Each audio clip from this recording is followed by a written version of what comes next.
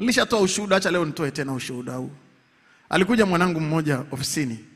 Akaniambia, "Father, naomba nikasome." Wakati huo nilikuwa mchungaji wa Kariakoo, nasomesha watu miaka 2013. Na wakati ule ilikuwa 2014 nafikiri. 2015. Akaja huyo kijana ofisini kwangu. Akaniambia, "Father, naomba unisaidie na mimi naenda kusoma." Nikamwambia, "Niletee CV yako." Amepata division 4 ya point 28.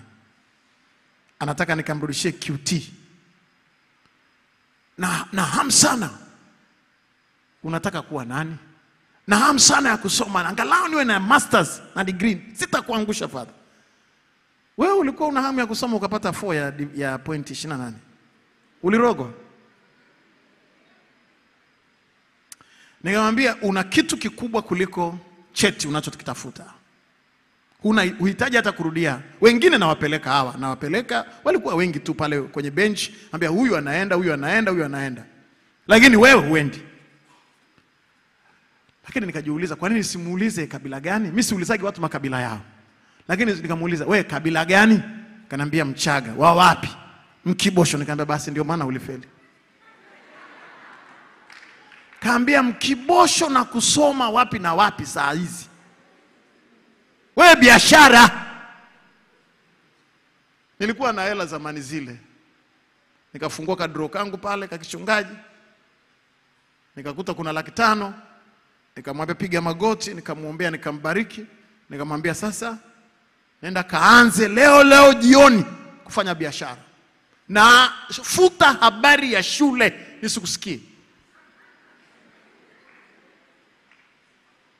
Akanambia, "Asante Father." Akaenda kuanza biashara.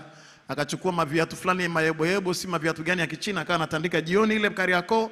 Watu wamepita, maaskari hawapo, jioni ndio wanauza mpaka usiku wa saa 2, saa 3, saa 4. Kajita Mkibosho. Kibosho na biashara 500,000 mbona ni 1,500,000? Yaani yule dogo alinichanganyia biashara. Leo anafanya biashara kubwa, ana storage. Yaani store yake ni makubwa kuliko ile kanisa. Ana storage, anafanya biashara za Uturuki, China, Dubai. Ni billionaire. Amenipeleka kwenye apartment yake juzi nikaangalia, ananiambia, "Baba, ni ile." Nikamwambia, "Ni ile 500,000. Sema, "Ni ile 500,000 tu Father." "Si, ni ile 500,000. Biashara imeenda mbali. Na amenisaidia kuajiri watoto wangu kama 5 wenye degree ambao siku ile tulikuwa nao wale wakaenda shule, na ndio amenisaidia. Hayo makofi yatoshi, pigeni yanayoeleweka ya shangwe. Haleluya.